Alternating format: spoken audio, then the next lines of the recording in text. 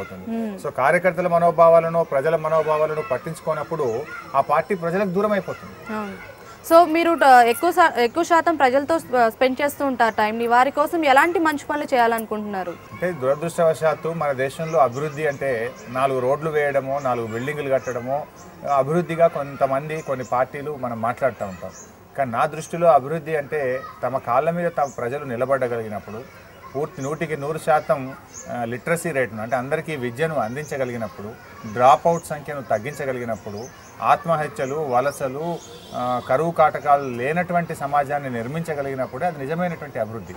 ప్రజలు ప్రభుత్వం వైపో ఇతరుల వైపో చేయి జాపి చూపకుండా తమ కాళ్ళ మీద తాము నిలబడి కడుపు నిండా తిని కంటి నిండా నిద్రపోగలిగి వేసుకోవడానికి బట్టలు ఉన్నప్పుడు అది నిజమైనటువంటి అభివృద్ధిగా మనం భావించాలి. కానీ దురదృష్టవశాత్తు మన ప్రభుత్వాలు రూపాయి కిలో బియ్యమనో సబ్సిడీల పేరిటనో ఇటువంటివి చూపించి ఒక 2 రోడ్లు వేసి మేము అభివృద్ధి సాధించడం అనేటువంటి పరిస్థితి చూపుతున్నారు. కానీ ఈరోజు ఇప్పటికీ చూస్తే చేనేత కార్మికుల ఆత్మహత్యలు, రైతుల ఆత్మహత్యలు, ఆకలి చావులు, బొంబాయి దుబాయి వలసపోయేటువంటి పరిస్థితులు, తిండి లేక అడుక్కునేటువంటి పరిస్థితులు ఇవి అభివృద్ధి సూచికలు కావు. సో నిజమైనటువంటి అభివృద్ధి అంటే ప్రజలు తమ కాళ్ళ మీద తాము నిలబడగలిగినప్పుడు అది నిజమైనటువంటి అభివృద్ధి. ఆ రకమైనటువంటి అభివృద్ధిని మనం ఈ వ్యవస్థలో సాధించగలిగినప్పుడు అది ప్రజలు చాలా సంతోషంగా ఉంటారు. సో అసలు మీరు కాలేజ్ లైఫ్లో ఉన్నప్పుడు మీరు ఏమవుదాం అనుకున్నారు? ప్రస్తుతం మీరు ఎలా ఉన్నారు?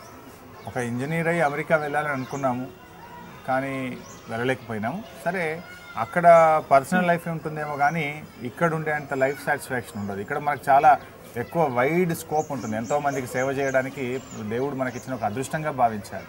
ఎంతోమందిలో టాలెంట్ ఉండొచ్చు, ఎంతోమందిలో పని చేయాలనే కుతూహలం ఉండొచ్చు, కానీ అవకాశాలు అందరికీ రావు.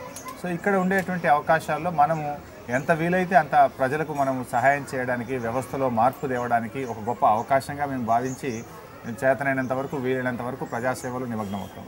సో మీరు అన్నట్టు అండ్ చాలామంది యూత్ కూడా మెడిసిన్ అనో సాఫ్ట్వేర్ అనో ఇంజనీరింగ్ అనో ఇలా వెళ్ళిపోతున్నారు.